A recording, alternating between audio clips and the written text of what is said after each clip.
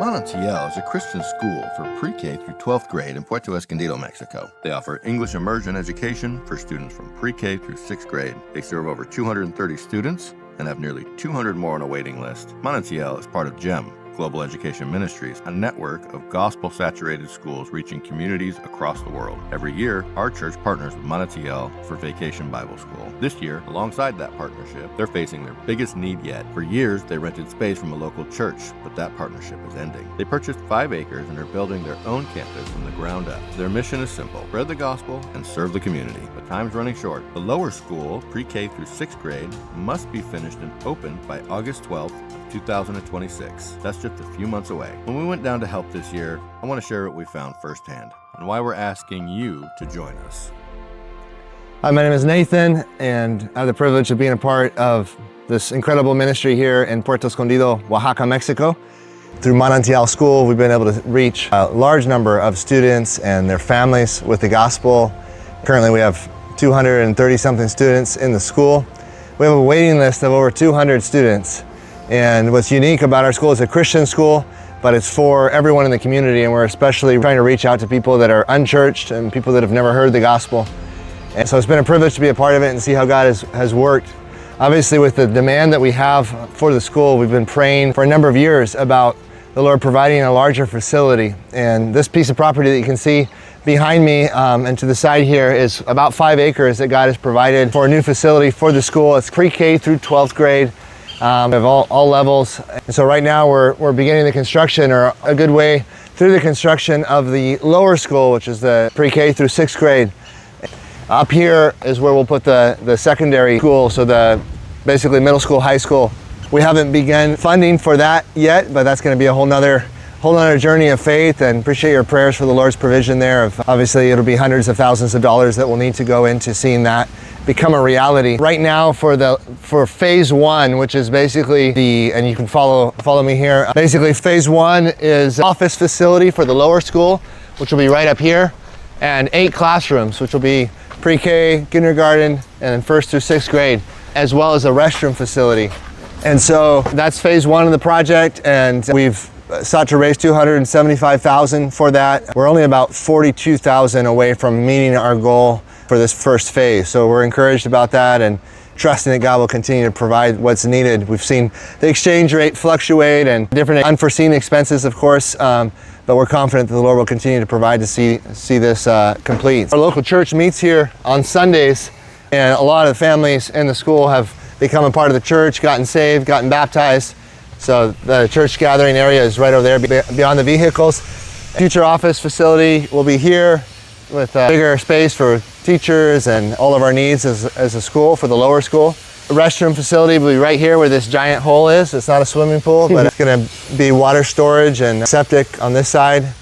And then here are the classrooms. We are building out of a material called Durock, which is similar to sheetrock, but it's good for exteriors. Easier to put up than concrete walls. We're building them for 22 students or so. They could probably fit 30 students, but we want to keep our classroom sizes down to about 22, which will allow us to bring some more students in than what we currently have, and give us greater flexibility in being in this beautiful place where students will be able to have outdoor projects and maybe their own little garden and things like that. The goal is to actually build phase 3 after the secondary and prepa, is to build a separate pre-K through kindergarten facility, and then we'll be able to add on another group onto 5th and 6th grade, so then we can start receiving more students at that level. And the secondary and the prepa will be built for multiple.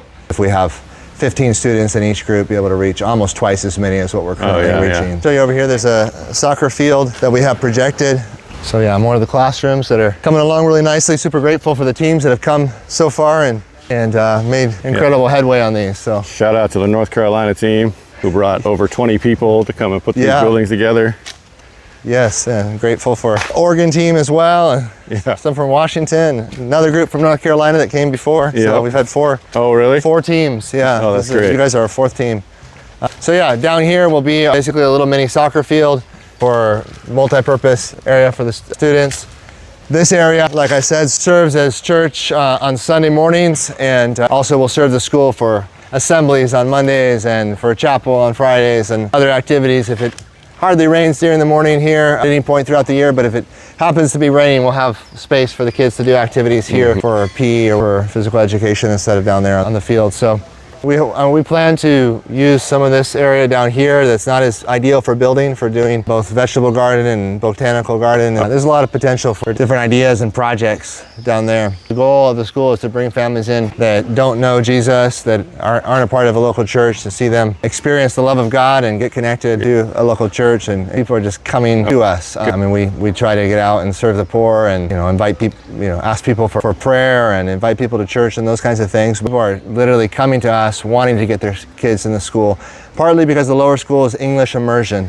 So that's an attractive piece for a lot of families in the community. But now with more progressive, woke type ideologies within the public school, there are a lot of families that, regardless of whether it's English immersion or not, just want to find a school that teaches more traditional values. Yeah. So even if they're not Christians, but they're attracted to school, or they know that students aren't going to be, doing drugs in the classroom and that kind of thing. So we're having a lot of families coming into the secondary school, which is not English immersion.